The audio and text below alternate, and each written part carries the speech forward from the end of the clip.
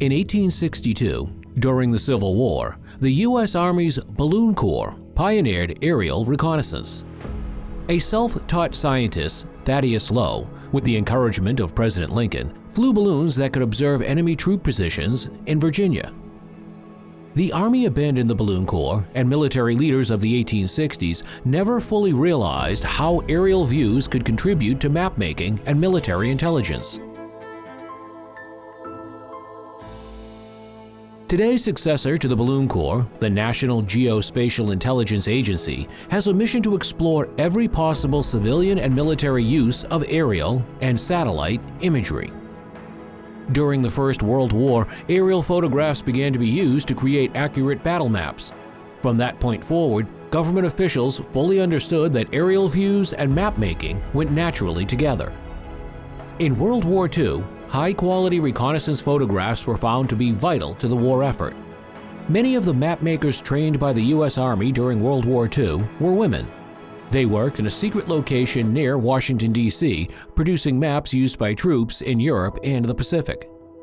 The value of high-altitude photography was dramatically demonstrated in October 1962.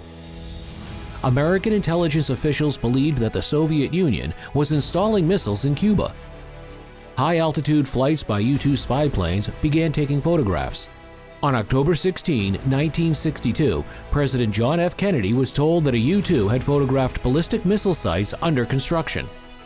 More photographic evidence was obtained. On October 22, 1962, President Kennedy informed the public of the dangerous situation in a televised speech. He demanded that the Soviets remove the missiles from Cuba. I speak to you as a friend. Days later, U.S. Ambassador Adlai Stevenson displayed some of the photographs at the United Nations. On October 27, 1962, an American U-2 pilot, Air Force Major Rudolph Anderson, was killed when his plane was hit by an anti-aircraft missile over Cuba. The U.S. Air Force planned a bombing mission to retaliate against the anti-aircraft missile site. President Kennedy refused to allow the bombing mission, and the two nations negotiated an end to the crisis. Almost 30 years later, following the 1990 to 1991 U.S.-led Gulf War against Iraq, General Norman Schwarzkopf made headlines by publicly complaining about wartime intelligence in congressional testimony. In the years after the Cuban Missile Crisis, various agencies had developed better imaging technologies, but they didn't readily share imagery. Schwarzkopf said pilots on bombing missions had been unable to get aerial photographs that were less than a day old. The general's pointed comments helped to spark a reform movement to create a unified approach for what became known as Geospatial Intelligence, or GEO-INT. 8 separate agencies, the best known of which was the CIA, were brought together to pool their GEO-INT activities. In October of 1996, a new agency within the Department of Defense, the National Imagery and Mapping Agency, or NEMA, was launched. In conflicts in Afghanistan and Iraq beginning in the 2000s, NEMA teams were assigned to the field to provide GEO-INT directly to commanders. In 2004, NEMA was renamed the National Geospatial-Intelligence Agency, or the NGA. In 2011, NGA analysts played an important role in identifying the compound being used by 9/11 mastermind Osama bin Laden in Abbottabad, Pakistan. Personnel from NGA were involved in planning the raid on bin Laden's compound, including constructing a detailed scale model of the compound. The agency often shared its intelligence work with U.S. allies and friendly nations for their own self-defense. This happened, for example, in conflicts in Ukraine and the Middle East in the 2020s. This was at times a controversial practice, and the NGA didn't discuss publicly exactly what information it was providing. In far less controversial contexts, NGA has also provided valuable information during natural disasters, including Hurricane Katrina in 2005 and the 2010 earthquake in Haiti. Resources made available by the NGA have been used in innovative ways.